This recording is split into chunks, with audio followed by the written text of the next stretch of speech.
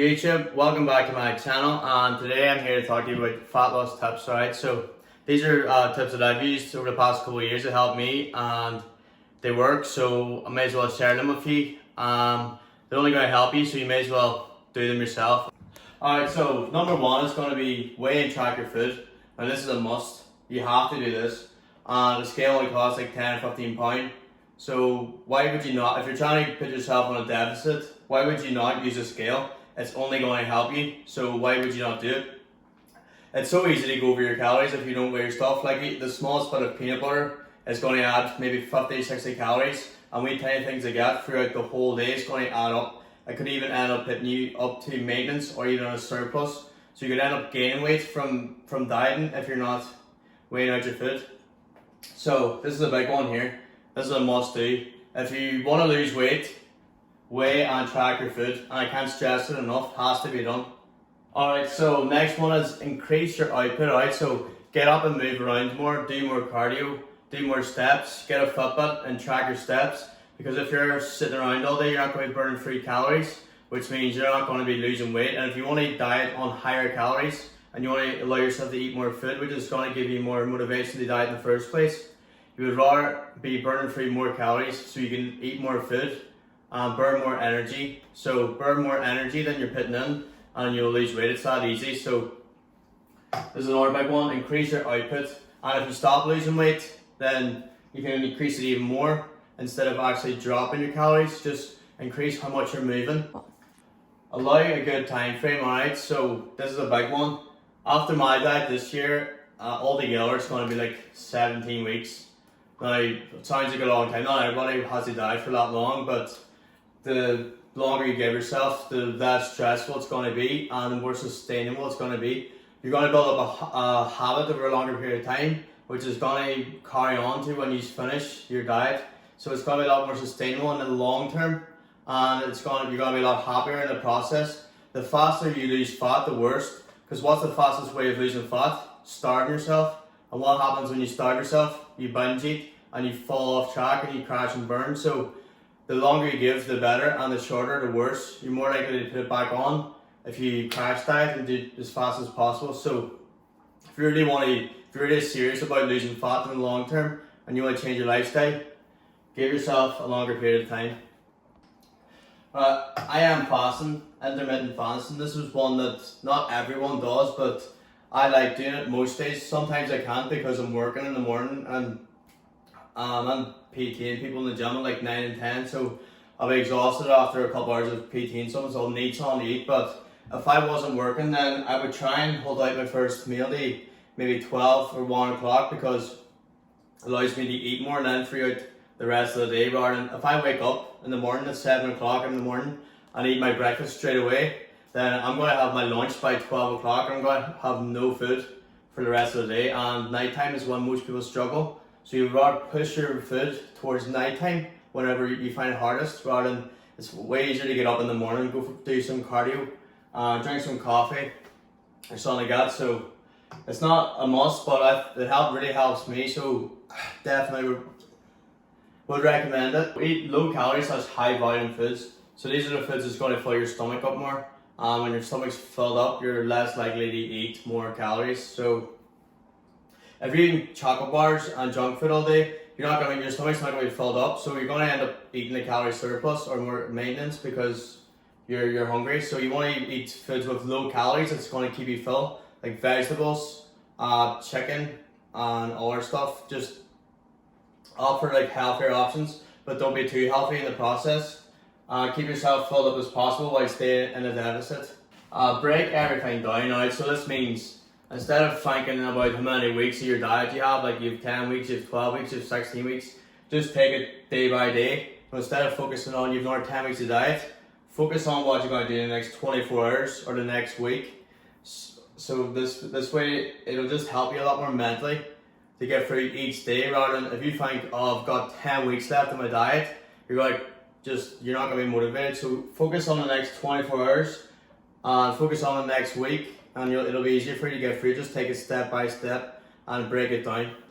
Get creative with your meals. Alright, so maybe don't switch it every single day, because I don't know, you don't want to be who has time to switch up their diet every single day and track and do different meals. But get creative every so often, maybe every week, change your diet or add some things that you like, add on some treats under your calories or something just to keep you going.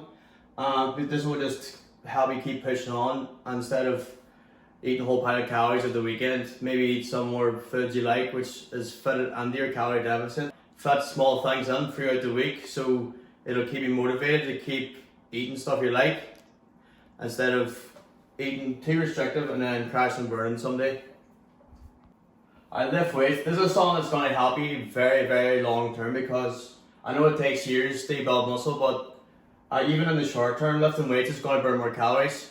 And in the long term, the more muscle you have, the more metabolic your body is going to be, which means if you are 160 pounds of muscle, your body's going to burn more calories than someone who's 160 pounds of fat. So the more muscle you have, the more calories you burn, which will result in you being able to lose weight easier than someone with less muscle on you.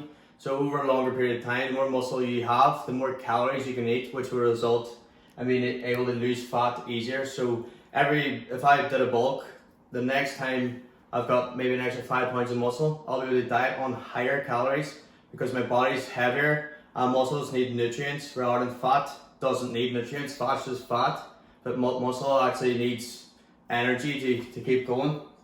This one is huge, get enough sleep. So there's a leptin hormone that goes down and your ghrelin hormone goes up, which means if you don't get enough sleep, you're more likely to not be motivated the next day, and you'll probably be hungry the next day, and you're more likely to ruin your diet if you don't get enough sleep. And with lifting weights, you need enough sleep to recover your muscles as well. So if you want to build muscle while you're dieting, you're going to need recovery. There's a whole pile of different factors around sleeping. It's going to give you a more positive mood, which will keep you sticking to your plan. And you obviously have more energy to do your plan. If you don't have enough sleep, then you're going to be groggy. You're not going to be as energetic, and you're going to burn more calories, get up more, move more. So this is a huge one. Get enough sleep. Sure that you're on the correct mind frame. Obviously, you know, in a good mindset. If you're dieting, if you're waking up every morning and you're negative, then you're just going to make the day way harder for yourself. So make sure that you're in a positive mood. The more positive your mood is, the more physical energy you're actually going to have. If you're in a negative slump and you're more likely to be sitting around all day. The more positive you are, the more you're going to get up and move around, which is going to result in you burning more calories. And the more calories you burn, the more fat you're going to lose. So make sure your mind's in the right place. And self-development, maybe read some books that might help you with your mindset. It might help you in the long run. Next one. Visualize. So this one, like, have an image in your head of what you want to look like. With that image, it'll keep you going. Instead of like thinking about the other things like what you're eating or you're restricting yourself with calories, just have an image in your head of what you want to be like, and this will literally just make life way easier for you. You're just more likely, you're more likely to smash through it if you know where you want to be in your mind, and you have to believe that. So just keep thinking about what you want, and you're more likely to achieve your goal. Cut caffeine out after 3 p.m. Now, you can link these two together. If you're not getting enough sleep, caffeine's going to keep you up at night, and you're going to be like a zombie. And whenever you're in a calorie deficit, caffeine's really going to affect you. It's going to keep you up all night. Any other time of the year, you can drink caffeine and fall asleep. But whenever you're in a fat loss phase, caffeine really, really affects you. So this is a big one. If you stay up 2 or 3 in the morning and you can't sleep, you're going to come upstairs, and what you're going to do, you're going to go to the fridge and you're going to eat a whole pile of food. And late at night is when most people get cravings, and that's when most people are likely to ruin their diet at night time. So if you're staying up because you've drunk too much caffeine, that's when you're going to wreck your diet. So make sure you cut it out at 3 p.m. or you're going to be like a goblin. Alright, so this one here, this is a huge one.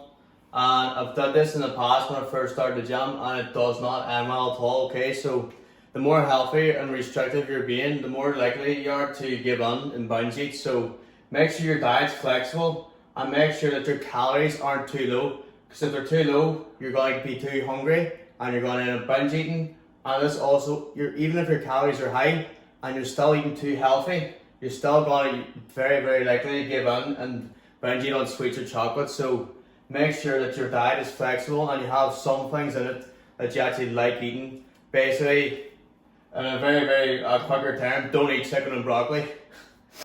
Alright, so set smart goals and break everything down. Alright, so you want to set a long-term goal for yourself, but break it down and say maybe you want to lose 10 pounds. Break it down and say this week I want to lose 1 pound or 2 pounds, and to go from there instead of just having a long-term goal and thinking about that. It's always easier to think about smaller ones. So set smaller goals and don't give yourself too big a goal, because you're more likely to not stick to it if you're always thinking about the long-term goal. So break it down and go easy on yourself.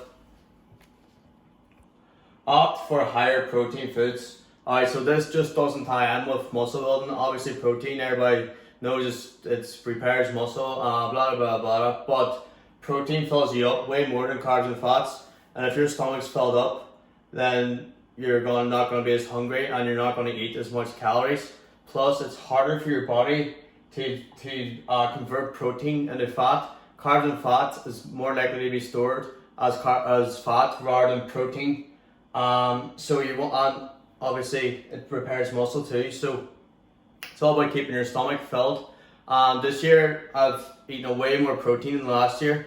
Last year I was eating oats and like rice and stuff, but this year I've actually put my protein up a lot more. And it's been a lot easier because my stomach's just been way more filled up than what it usually is. Because last year it was kind of like, well, you don't need all this protein because technically you only need a pound or less than that for a gram of protein for every pound of body fat you have. But you want to keep your stomach filled up. So this year I've put it up to like 220 grams, and my stomach's way fuller, and I'm going to get the benefits of repairing muscles. So that's all of them. I hope that helps you all, and obviously the only thing these can do is help you, so why not give them a try yourself. And thanks for watching, and I will see you in my next video. Bye.